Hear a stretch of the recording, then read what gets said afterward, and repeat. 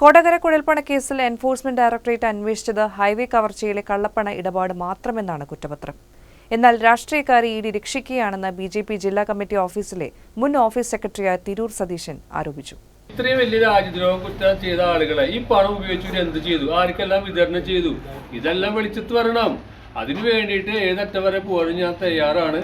അത് നിയമപരമായിട്ട് ഞാൻ നല്ല രീതിയിലാണ് മുന്നോട്ട് പോയിക്കൊണ്ടിരിക്കുന്നുണ്ട്. നിയമസഭാ തെരഞ്ഞെടുപ്പ് ഫണ്ട് എന്നതിലേക്ക് ഇഡി അന്വേഷണം നീങ്ങിയില്ല. ആലപ്പുഴയിലെ ഭൂമി വാങ്ങാൻ ധർമ്മരാജൻ കൊടുത്തുവിട്ട പണമാണ് കൊള്ളയടിച്ചതെന്ന് ഇഡി കലൂർ PMLA കോടതിയിൽ സമർപ്പിച്ച കുറ്റപത്രത്തിൽ വ്യക്തമാക്കുന്നു. BJPയുടെ തെരഞ്ഞെടുപ്പ് ഫണ്ടായി സംസ്ഥാനത്തേക്ക് കൊണ്ടുവന്ന പണമാണിതെന്നായിരുന്നു ആരോപണം.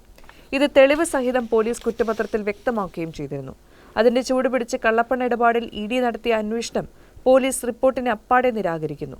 പോലീസ് റിപ്പോർട്ടിന് വിരുദ്ധമായ റിപ്പോർട്ടാണ് ഇഡി കോടതിയിൽ ഹാജരാക്കിയത്. ആലപ്പുഴയിലുള്ള തിരുവിതാംകൂർ പാലസ് പ്രോപ്പർട്ടി വാങ്ങുന്നതിന് വേണ്ടി ഡ്രൈവർ ഷംജീറിന്റെ കൈവശം ധർമ്മരാജൻ കൊടുത്തുവിട്ട 3.56 കോടി രൂപയാണ് കൊടകരയിൽ വെച്ച് കൊള്ളയടിക്കപ്പെട്ടത് എന്നായിരുന്നു ഇഡി കുറ്റപത്രം. ധർമ്മരാജൻ തന്റെ നേരത്തെ പ്രത്യേക അന്വേഷണ സംഘത്തിന് നൽകിയ മൊഴിയിൽ ഇത് BJPയുടെ തെരഞ്ഞെടുപ്പ് ഫണ്ടെന്നായിരുന്നു പറഞ്ഞിരുന്നത്. താൻ പറഞ്ഞ കാര്യങ്ങൾ ഉറച്ചു നിൽക്കുന്നുവെന്ന് BJP മുൻ ഓഫീസ് സെക്രട്ടറി തിരൂർ സതീഷ് പറഞ്ഞു. സത്യം പുറത്തു കൊണ്ടുവരാൻ തന്റെ നിയമ പോരാട്ടം തുടരുമെന്നും സതീഷ് പറഞ്ഞു. നടന്നത് രാജ്യദ്രോഹ കുറ്റമാണ്. BJP നേതാക്കളെ ഇഡി സംരക്ഷിക്കുന്നുവെന്നും സതീഷ് പറഞ്ഞു.